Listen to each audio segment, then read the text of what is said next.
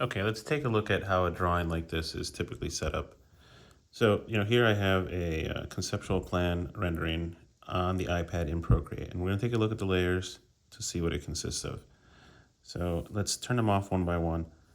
Here I have a color group. This color group has several layers underneath it, so if we start toggling them off, we'll start by toggling the bluestone off. We'll take out the hardscape shades. We'll take out all the plant colors. You see that we're left with the pool, so we'll turn the pool off.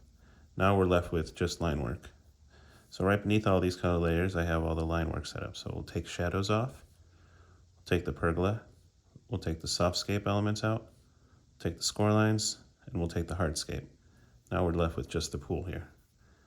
So, the way that I usually start this, we're taking a scanned Plata survey that either we scanned here at the office, or sometimes clients already have a PDF version of their Plata survey. So we can take that in, bring it into CAD, and in CAD we prepare this base plan. So we'll set up the sheet, we'll set up the survey, and then we'll trace the survey. In some instances we leave the survey alone because it's nice and clean, but in other instances like here, we had to add a whole bunch of elements on top of the survey. So when we're done, we're left with all the vital information. We have the lot lines, the lot line dimension like this here. We have setbacks. Here we have an 8-foot pool setback, so that when I'm drawing in here, I'd like to know what areas I can and cannot be working within. So the reason that we have all these existing elements in here is because the homeowners use those existing elements as a reference. So when we have proposed elements set up, the homeowner, likes to say, okay, the pool that you're going to be putting in, oh, okay, I see it. It looks like it's just beyond the edge of my existing deck. It's going to be right here. And so the conversation always brings up references to existing elements. And the existing hardscape, I like setting it up as this nice dashed pink line. I kind of want it to get lost in between all the color. And the things that I don't want to get lost are set up with a black dashed line, or like here, this is a house wall.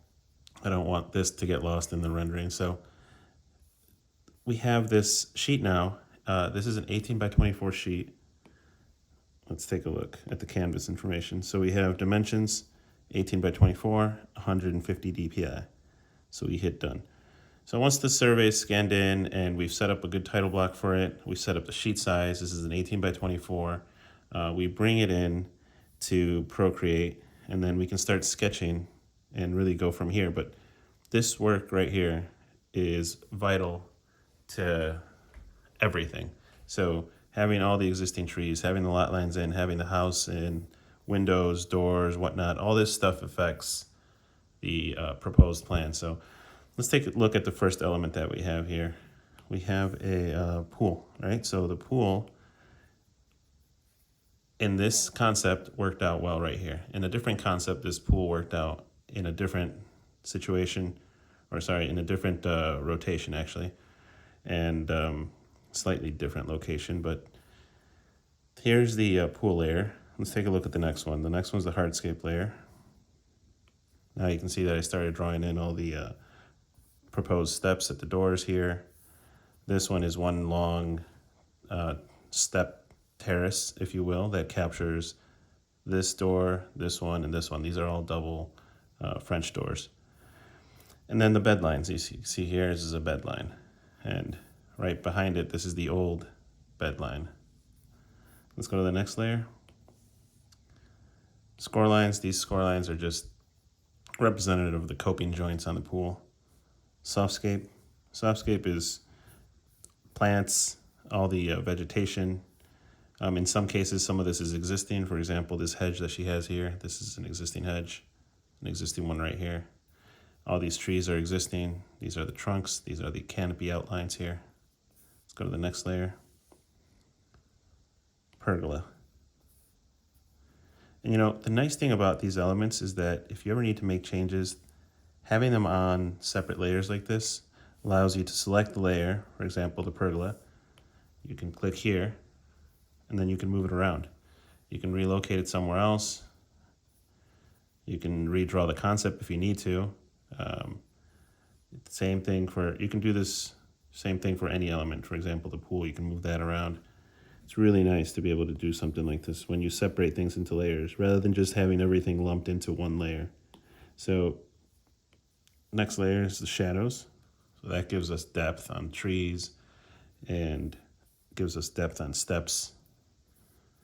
Next layer, we start with the color. So the pool, this is all the water. I like to have a little bit darker on the deeper end here, and little splotches of white just to show a little bit of movement. This is a spa inside of the pool. And next layer, plants. So this is where it just starts filling in. Once you start doing all the plants and trees, especially the trees, they block in such huge layers, such huge areas that the drawing starts feeling very finished. The more and more that you get the plants filled in.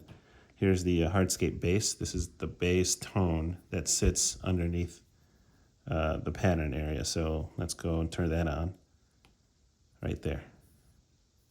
So now we're getting closer, and let's take a look at it here. Now,